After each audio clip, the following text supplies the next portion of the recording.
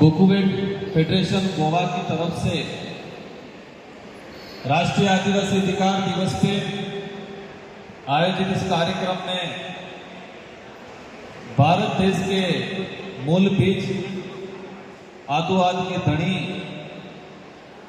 इस देश के मूल निवासी, इस देश के मूलवासी, मूल बीज सभी राज्यों से पहुंचे हुए और इस देश के अंदर आदिवासी समुदाय के समस्त समूहों को मेरी ओर से जोहार अभिनंदन करना चाहूंगा।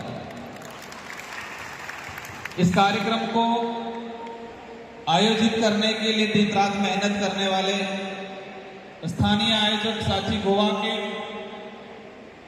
और इस मंच को बनाने वाले सारे बुद्धिजीवी समाज सेवियों को मेरी ओर से धन्यवाद देना चाहूंगा, जिन्होंने पूरे देश के आदिवासियों को एक मंच पे लाने का काम किया। आज देश में आदिवासी समाज की क्या स्थिति है, क्या समस्या आ रही है, कहां कहां अत्याचार शोषण हो रहा है और आदिवासी समाज के जो संवैधानिक अधिकार हैं उनको लेके विभिन्न वक्ताओं ने अपनी बात रखी। आज जो स्थिति बनी हुई है आदिवासी समाज की, इससे हमें कैसे निपटना है और ये देश का मूल बीज है, इस देश का मूल मालिक है, लेकिन भारत देश के अंदर सभी समुदायों में देखा जाए तो सबसे कमजोर आर्थिक रूप से, राजनीतिक रूप से, शैक्षणिक रूप से सबसे कमजोर समुदाय बन के बैठे हुए हैं हम। ये सच्चाई है, इस सच्चाई को हमें स्वीकार करना पड़ेगा। इस देश के अंदर अनेक आदिवासी संगठन बने हुए हैं। पूरे देश के अंदर 2011 की जनगणना के हिसाब से कहे कि 12-13 करोड़ के आसपास आदिवासी समुदाय परिवार है, संख्या है। 713 या 714 के आसपास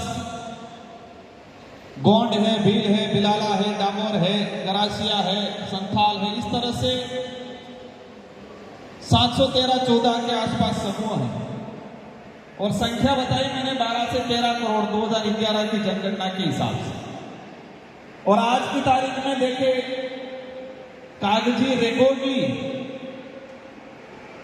16 से 17 करोड़ के आसपास आदिवासी समुदाय होंगे, 16 करोड़ के आसपास।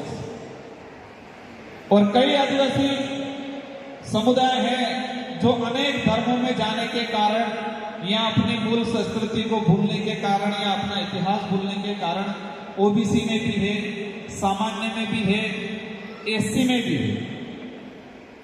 धर्म की बात करें, आदिवासी हिंदू भी है, ईसाई भी है, मुस्लिम भी है, सिख भी है, पारसी भी है, जैन भी है।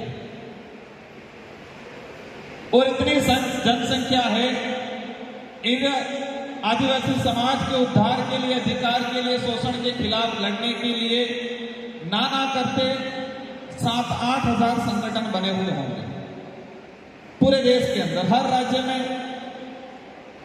100-200 संगठन आदिवासी समाज के मिल जाएंगे। और आज जो समस्या है उस समस्या बढ़ती ही जा रही है, न कि समाधान हो रहा है। विस्थापन बढ़ता ही जा रहा है, शोषण अत्याचार बढ़ता ही जा रहा है। हम ये बात अलग है कि कुछ अधिकारी या कुछ कर्मचारी या कुछ हमारे जैसे नेता बन गए, लेकिन अधिकतम जो संख्या है वो पिछड़ती ही जा रही है। हर मंच पे, हर जगह आदिवासी समाज के अधिकारों को लेके, इतिहास को लेके, संस्कृति को लेके, उसके संरक्षण और उसको प्राप्त करने को लेके हम लोग लड़ते रहते हैं। लड़ना चाहिए, प्रयास भी सब कर रहे हैं, लेकिन एक सवाल है, हमें रिजल्ट कितना % मिल रहा है, परिणाम कितना % मिल रहा है। इस देश के अंदर कई अन्य समाज भी हैं और आदिवासी समाज ऐसा समाज है वो सभी समाजों का सम्मान करता है। लेकिन एक बात कहना चाहूंगा कि हमारा जितना संघर्ष इस देश के अंदर कौन सा अन्य समाज करता है।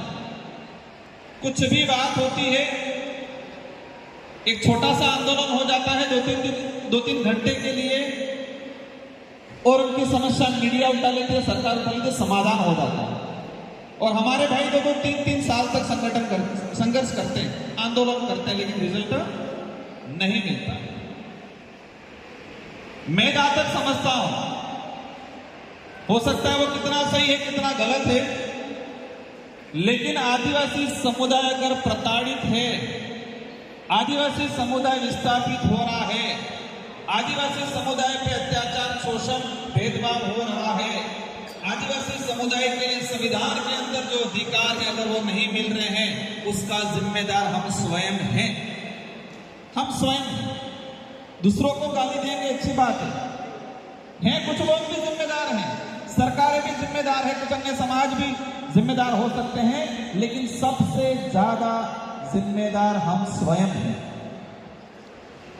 कहा जाता है कि आदिवासी समुदाय पे शोषण हो रहा है, बिल्कुल हो रहा है हम पे, लेकिन शोषण करने वाले से ज्यादा शोषण सहने वाला जिम्मेदार है, जो हम स्वयं हैं।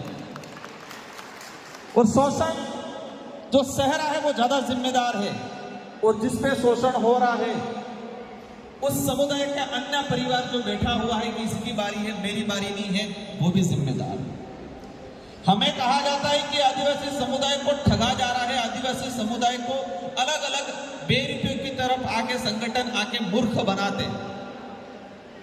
अशोक दादा कह रहे थे कि हमें मूर्ख बनाया जाता है, ये सच्चाई है, लेकिन मूर्ख बनाने वाले से ज्यादा मूर्ख बनने वाले जिम्मेदार हैं।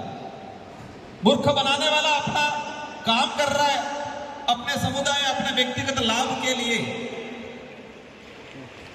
वो गलत है, लेकिन सबसे ज्यादा गलत तो हम स्वयं हैं, हम मूर्ख बन रहे हैं।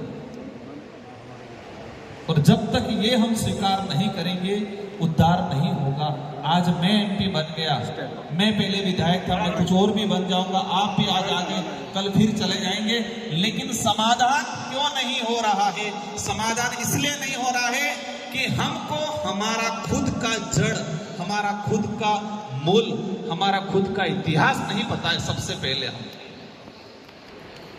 हमारा इतिहास नहीं पता है हम सबको। और इसका ताजा उदाहरण है, कई साथी कहते हैं हम एसटी हैं लेकिन आदिवासी नहीं है, कई कहते हैं हम तो भील हैं, लेकिन आदिवासी के पदाधिकारी को आदिवासी समुदाय का ज्यादा तो नहीं 500 साल का इतिहास है जानना जरूरी। कम से कम 500 साल पहले हमारे मूल, हमारा जड़ क्या था। और जब तक आप इतिहास को नहीं जानोगे, खुद को नहीं पहचान पाओगे, और खुद को नहीं पहचान पाओगे, आत्मविश्वास नहीं जगेगा, और आत्मविश्वास नहीं जगेगा तो आप लड़ नहीं पाओगे। नहीं पता है हम सब, हमें 7-7, 8-8 हजार साल पुरानी काल्पनिक बात पता है। महाभारत में युद्ध हो रहा था, टायर निकल गया, किसने अंगुली डाल दी उस टायर में ताकि टायर चलता रहे, सबको पता है। पता है कि नहीं पता है? रावण सीता जी को उठा के लेके कौन सी वाटिका में रखा? अशोक वाटिका में रखा, सबको पता है। मैं कोई कटाक्ष नहीं कर रहा हूं, लेकिन